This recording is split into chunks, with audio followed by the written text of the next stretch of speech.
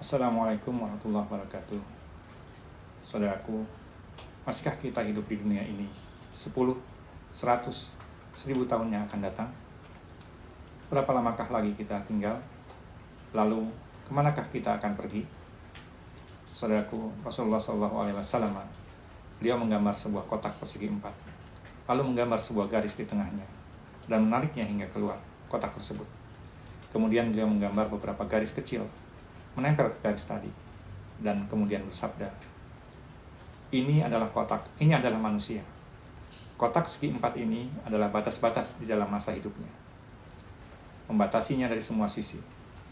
Adapun garis yang keluar dari kotak ini adalah harapannya, dan garis-garis kecil ini adalah bencana dan masalah yang mungkin menimpanya.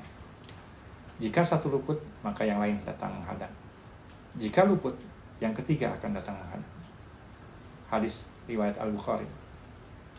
Saudaraku, dalam sebuah riwayat lain dikisahkan bahwa Rasulullah SAW beliau menggambar beberapa garis dan kemudian bersabda, ini adalah harapan seseorang dan ini adalah saat kematian. Dan ketika ia berada dalam keharapannya, garis yang lebih dekat datang menghampirinya. Hadis Al-Bukhari.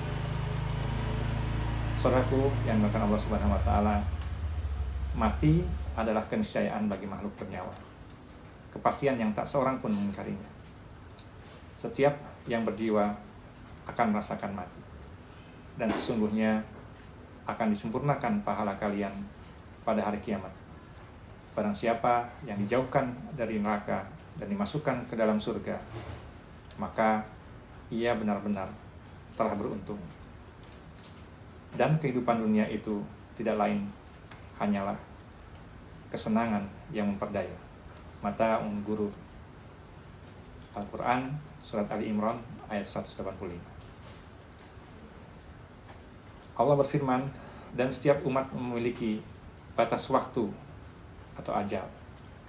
Maka apabila telah tiba batas waktunya, mereka tidak akan dapat mengundurkannya sesaat pun, dan tidak pula dapat memajukannya sesaat pun.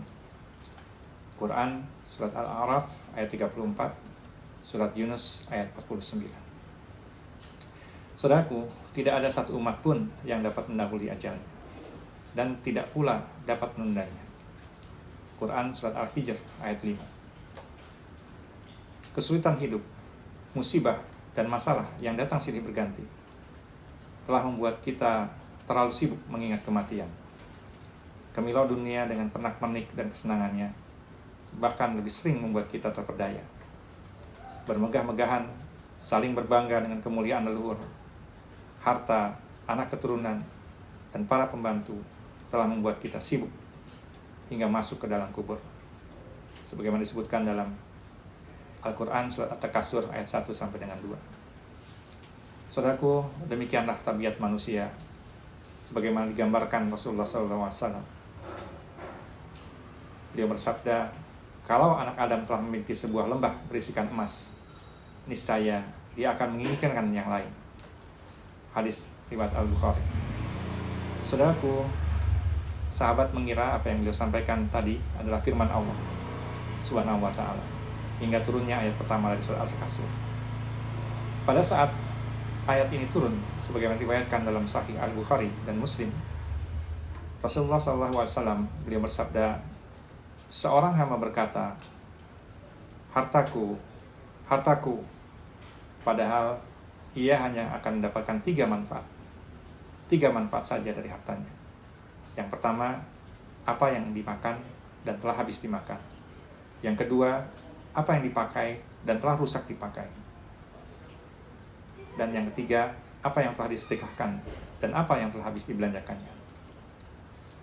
Namun celakanya, di dalam hati yang telah dipenuhi dunia, tidak ada lagi tempat untuk mengingat Allah Subhanahu wa ta'ala. Hingga tiba masanya harus pergi meninggalkan dunia, masuk ke dalam kubur. Saudaraku, ada 3 yang mengiringi mayat. 2 dari mereka akan kembali, dan 1 akan tetap bersamanya. Mereka adalah keluarga, harta benda, dan amal perbuatan. Keluarga dan harta benda akan kembali sementara amal perbuatan akan tetap menemaninya. Hadis riwayat Al-Bukhari dan Muslim. Sementara itu, amal anak manusia akan terputus kecuali dari 3 hal saja. Yang pertama, sedekah jariah. Yang kedua, ilmu yang bermanfaat. Dan yang ketiga, anak soleh yang mendoakan. Hadis riwayat Muslim.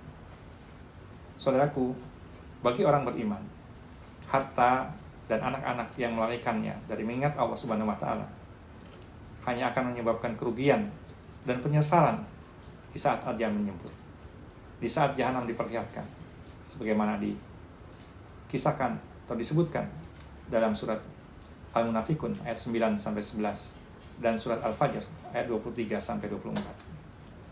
Di dalam ayat selanjutnya dari surat Al-Takasur, yaitu surat ayat 3 dan 4, Allah Subhanahu wa Ta'ala membangunkan orang-orang yang lalai karena leluhur, harta benda dan anak keturunan dengan hardikan dan cegahan berulang.